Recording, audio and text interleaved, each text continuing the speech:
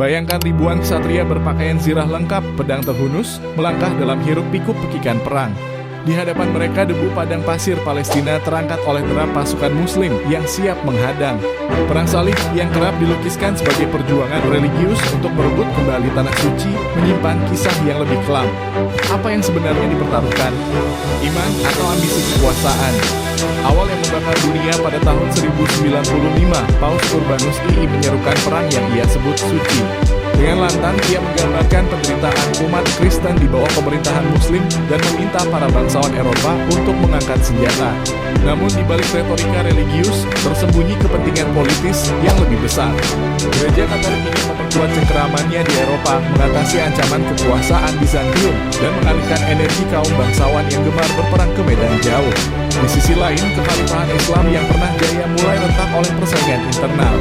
Dinasti Fatimiyah, Seljuk, dan Abbasiyah saling memperebutkan supremasi. Tanah suci termasuk Yerusalem menjadi panggung pertempuran antara Muslim sendiri bahkan sebelum pasukan Kristen tiba. Namun ketika perang pecah, ia membawa kehancuran dan transformasi yang tak seorang pun mampu prediksi.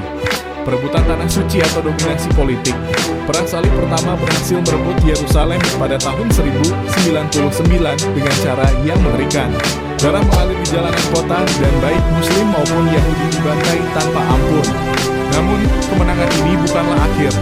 Itu hanya permulaan dari rangkaian konflik yang akan berlangsung lebih dari 2 abad. Setiap kampanye membawa tujuan yang berbeda. Sementara beberapa pasukan Kristen benar-benar menganggapnya sebagai misi suci, banyak pemimpin militer Eropa melihatnya sebagai peluang untuk memperluas wilayah kekuasaan mereka. Mereka mendirikan kerajaan-kerajaan salib seperti kerajaan Yerusalem, Edessa, dan Tripoli yang lebih mirip koloni penjajah daripada benteng spiritual. Di sisi Muslim, figur-figur seperti Saladin muncul, bukan hanya sebagai pembela agama, tetapi juga sebagai tokoh politik yang ingin menyatukan dunia Islam. Ketika Saladin merebut kembali Yerusalem pada 1187, ia tidak hanya mengembalikan kota itu ke tangan Muslim, tetapi juga memposisikan dirinya sebagai penguasa terkuat di kawasan itu. Dampak perang salib yang tak terduga, perang salib tidak hanya melibatkan 2 agama besar, tetapi juga membuka pintu interaksi yang tak terbayangkan sebelumnya. Para ksatria yang kembali ke Eropa membawa teknologi, ilmu pengetahuan, dan seni dari dunia Islam. Misalnya, mereka menemukan teknik pembuatan kaca yang lebih baik, mencicipi rempah-rempah eksotis, dan belajar matematika dari teks Arab. Namun, interaksi ini juga meninggalkan luka mendalam. Di Eropa, perang salib memicu fanatisme yang menyebabkan penganiayaan besar-besaran terhadap komunitas Yahudi. Di dunia Islam, perang ini memperkuat narasi perlawanan terhadap kolonialisme Barat yang masih terasa hingga hari ini.